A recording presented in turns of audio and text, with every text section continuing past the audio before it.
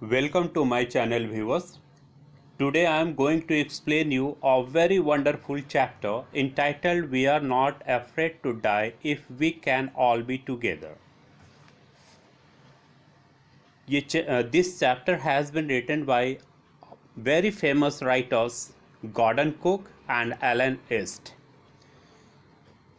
Today I am going to explain this chapter line by line. Before that, brief introduction about this chapter I am going to let you know. इस chapter के सबसे पहले character के बारे में मैं introduce करा दूं आप लोगों को कि इस स्टोरी में कौन कौन कैरेक्टर है। इस स्टोरी में एक कैरेक्टर नरेटर है जो कि बिजनेसमैन है और इनका एज 37 इयर्स है। बिजनेसमैन की वाइफ है जिनका नाम है मैरी। इनके दो बच्चे हैं। एक लड़का है जिनका नाम है जोनाथन और वो 6 इयर्स ओल्ड है, और इनकी डॉटर का नाम है सुजैन जो कि 7 इयर्स ओल्ड है। तो ब्रीफ इंट्रोडक्शन मैं दे दूँ इस चैप्टर का कि जो नरेटर यहाँ 37 इयर्स ओल्ड बिजनेसमैन है, ये अपनी वाइफ के साथ ये डिसाइड करते हैं कि 200 इयर्स पहले जैसे कैप्टन जेम्स कुक ने वॉयज कंप्लीट किया था, समुद्री यात्रा को जो कंप्लीट किए थे, तो उसी तरह से इन्होंने एक ख्वाब देखा, सपना देखा और प्लानिंग किए कि इन लोग भी जेम्स कुक के जैसा समुद्री यात्रा करेंगे। तो इसके लिए नरेटर और उनकी वाइफ मैरी किस तरह का प्रिपरेशन किए, प्रिपरेशन में कितना टाइम लिए, किस तरह का बोट बनवाए, बोट का क्या नाम था, बोट का क्या डायमेंशन है, और इन लोगों ने कितने दिन प्रैक्टिस कहाँ पर किए ताकि ये अपनी वॉयज, अपनी समुद्री यात्रा को कंप्लीट कर सके। तो now you will study line by line and you will find out. ठीक है, लाइन बाय लाइन इसको स्टडी करोगे और इसके बाद एक्सप्लेनेशन से ये क्लियर हो जाएगा कि उनका कैसा एक्सपीरियंस रहा समुद्र में, उनका बोट सक्सेसफुल रहा कि नहीं रहा समुद्री यात्रा में, और क्या उन लोग सचमुच में प्रैक्टिस करने के बाद भी प्रॉब्लम फेस किए समुद्र में या नहीं, ये सब स्टडी करोगे। ठीक है। In July 1976 my wife Mary, son Jonathan 6, daughter Suzanne 7, and I set sail for Plymouth, England to duplicate the round the world voyage made 200 years earlier by Captain James Cook। यहाँ narrator ने ये mention किए हैं कि year 1976 में वो अपने और उनकी वाइफ मैरी और उनके जो लड़का थे जोनाथन और डॉक्टर सुजैन, इन लोगों ने अपनी समुद्री यात्रा शुरू किए इंग्लैंड से। तो इंग्लैंड में एक जगह है प्लाईमाउथ, वहाँ से इन लोग समुद्री यात्रा शुरू किए और उस समुद्री यात्रा को डुप्लीकेट करने के लिए जो कि जेम्स कुक ने 200 इयर्स पहले किए थे। यहाँ पर राइटर ने यह भी मेंशन किया है कि बहुत समय से मैरी और वो खुद अपनी इंट्रोडक्शन दिए हैं कि वो 37 इयर्स ओल्ड बिजनेसमैन है। तो नरेटर और मैरी का सपना था कि उन लोग सेल करें, उन लोग समुद्री यात्रा करें, उनका अनुकरण करते हुए जो फेमस एक्सप्लोरर था। यहाँ एक्सप्लोरर किनको रेफर किया गया है? जेम्स कुक को। तो नरेटर और उनकी वाइफ का ऐसा सपना था कि उन लोग फेमस जो एक्सप्लोरर जेम्स कुक है और उन्होंने जैसे समुद्री यात्रा कंप्लीट किए थे, तो उसी तरह से इन लोग भी समुद्री यात्रा करेंगे। और इसके लिए इन लोगों ने कितने साल प्रैक्टिस किए? 16 years, and for the past 16 years we had spent all our leisure time honing our seafaring skills in the British water। और राइटर बताते हैं कि इन्होंने 16 इयर्स प्रैक्टिस किए, 16 इयर्स प्रैक्टिस किए ब्रिटिश वाटर्स में। और वहाँ क्या किए इन लोगों ने अपनी स्किल को डेवलप किए।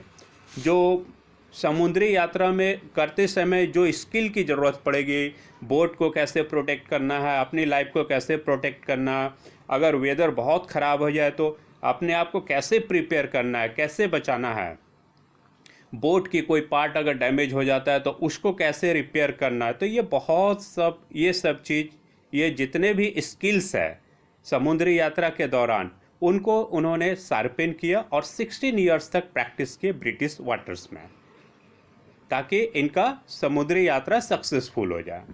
सेकेंड एक्सट्रैक्ट में ये लिखा गया है आवर बोट। तो सेकेंड एक्सट्रैक्ट में जो बोट है उसका डिस्क्रिप्शन है, क्या उसका डायमेंशन, उसका क्या मेज़रमेंट है, कितना वेट है, किस तरह का बनाया गया था, ये सब मेंशन है। Our boat Wave Maker a 23 meter 30 ton wooden hulled beauty had been professionally built, and we had spent months fitting it out and testing it in the roughest weather we could find. यहाँ narrator ने ये mention किया है कि जो boat in लोग समुद्री यात्रा के लिए यूज़ करने वाले थे, उस बोट का नाम इन्होंने रखा वेव वॉकर, और इस बोट का मेज़रमेंट 23 मीटर था और बोट का वेट था 30 टन। वो वुड का बना हुआ था, या वुडन हल्ड लिखा हुआ नहीं, हल्ड मतलब फ्रेम है, ठीक है, जो आउटसाइड से आप बोट देखते हैं ना उसको हल्ड बोलते हैं। तो बोट का वेट था 30 टन और ये वुड का बना हुआ था और बहुत ही खूबसूरत था, और ये प्रोफेशनली बनाया गया था कि समुद्री यात्रा को सक्सेसफुल किया जा सके।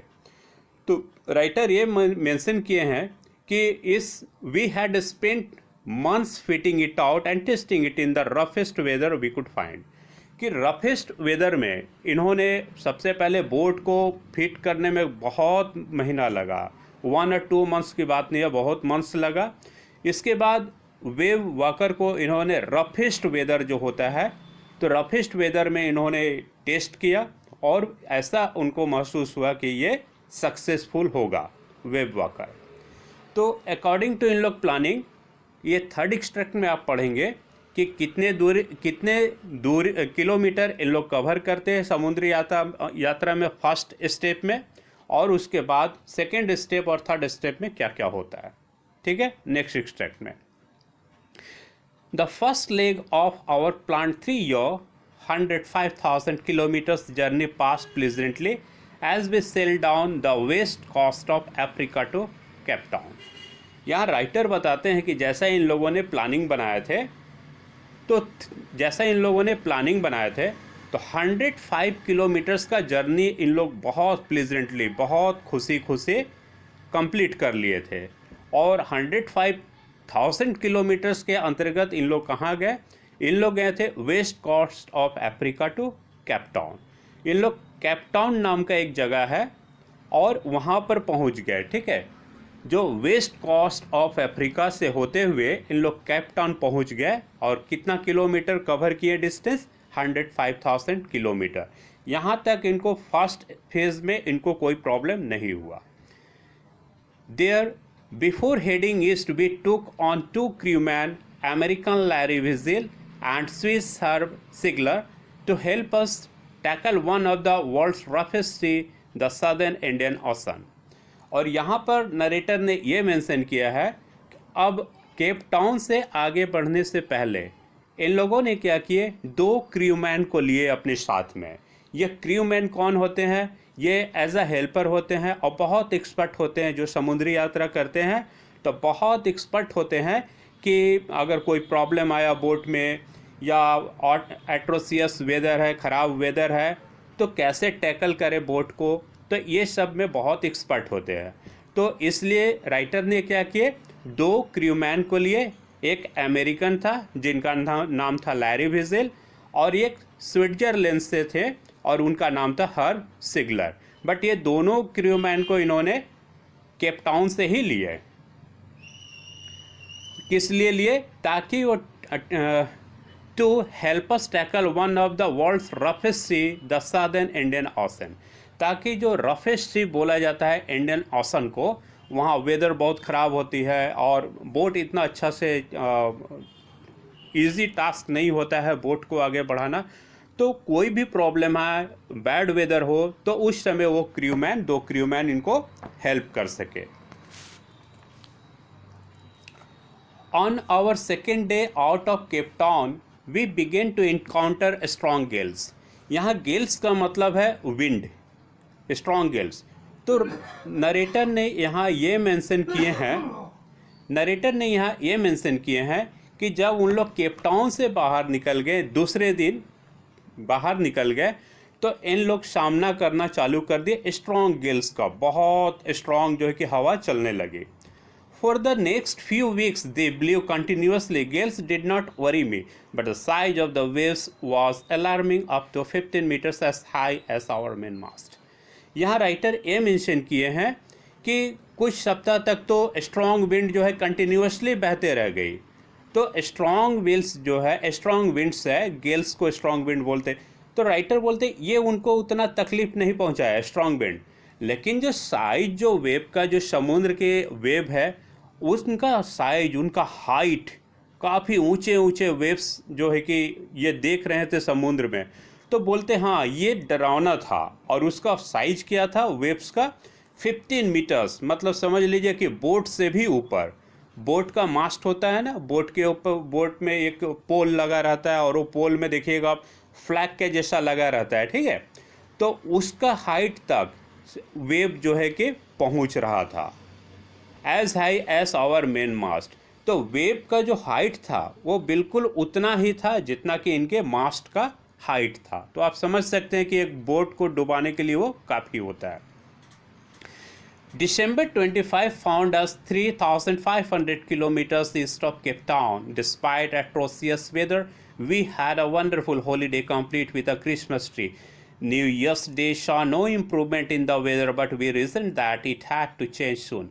And it did change for the worse.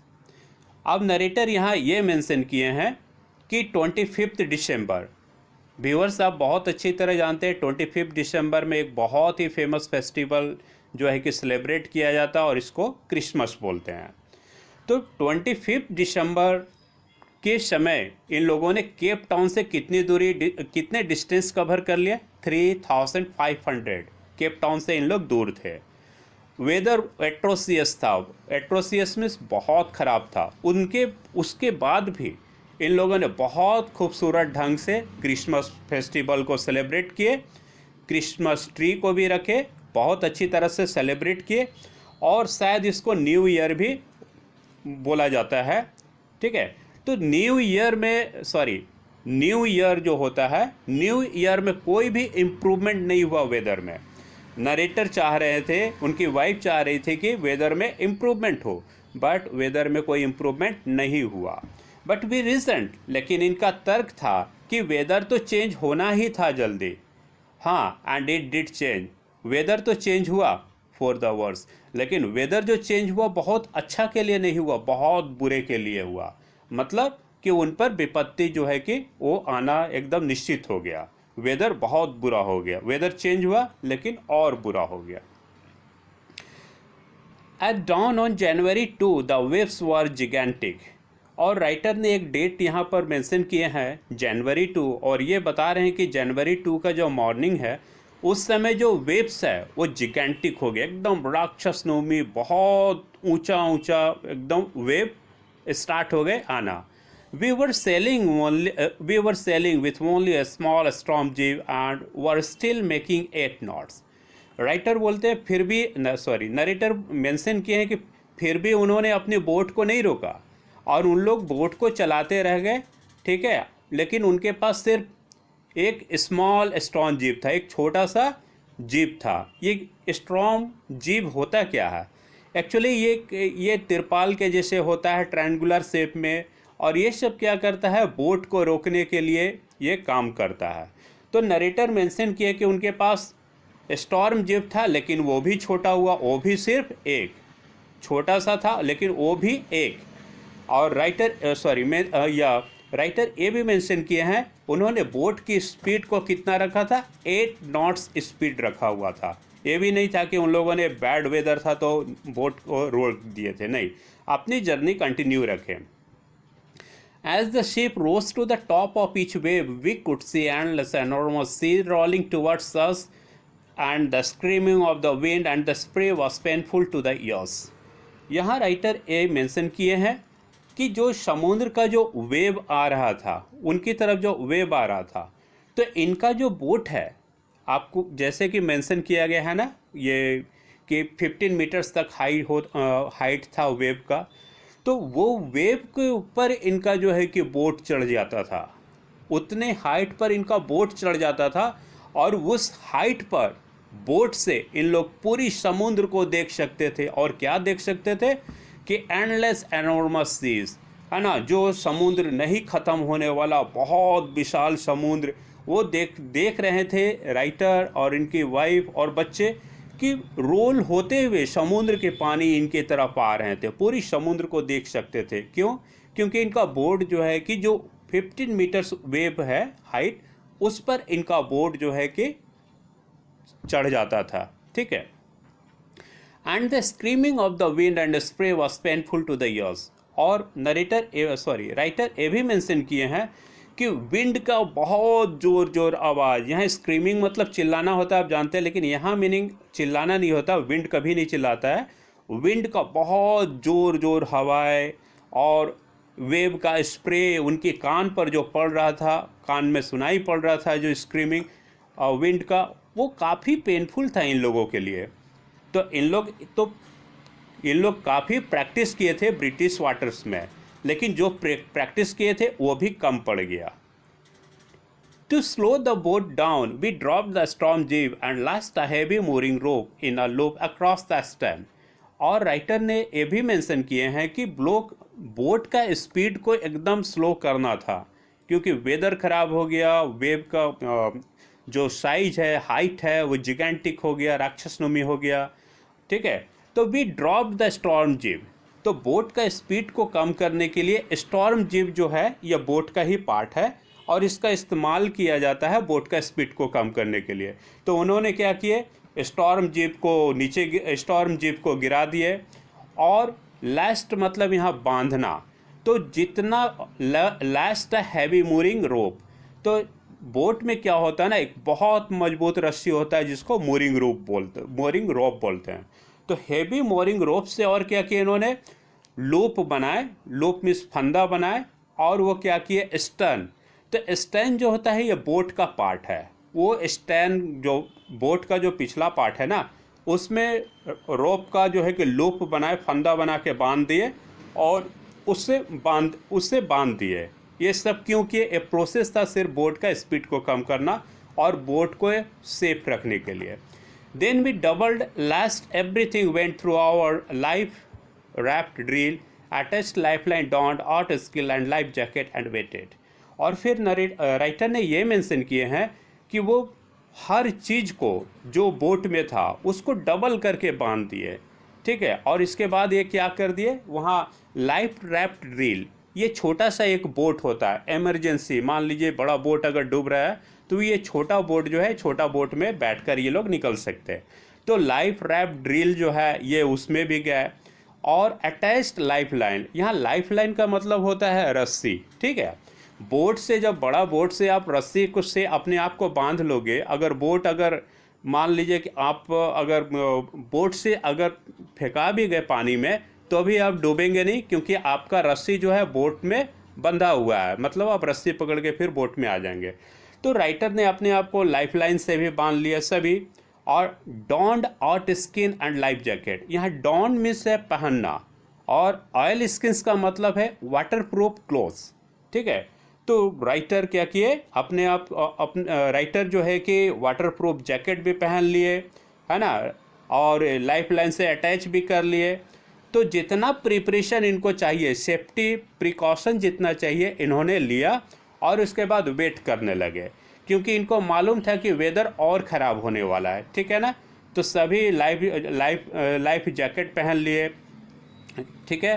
तो वाटर प्रूफ जैकेट पहन लिए, कपड़े पहन लिए, अपने आप को अटैच कर लिए लाइफ लाइन से, रस्सी से भी, और इंतज़ार करने लगे जो कि डिसास्टर आने वाला था, जो विनाश आने वाला था, उसका उन लोग इंतज़ार करने लगे।